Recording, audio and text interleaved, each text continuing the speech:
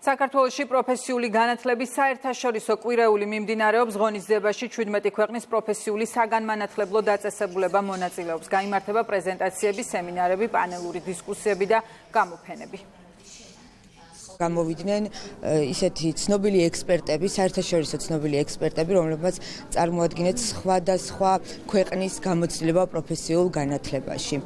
Აღნიშნული კვირეული გასტანს 4 დღეს და მოიცავს სხვადასხვა ტიპის სამუშაო შეხვედრებს, ვორქშოპებს. Აღნიშნული კვირეული არის ძალიან მნიშვნელოვანი იმისთვის, რომ პროფესიული განათლების ინტერნაციონალიზაცია მოხდეს.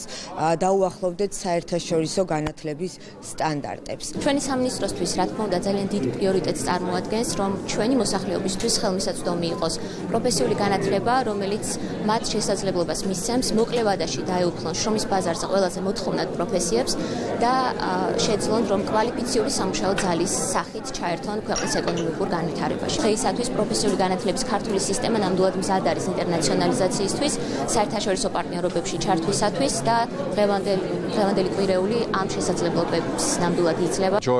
საქართველოს პროფესიული უნარების სააგენტოსთან დიდი ხანია წარმატებით თანამშრომლობთ. ეს არის დაკავშირების და თანამშრომლობის საუკეთესო საშუალება.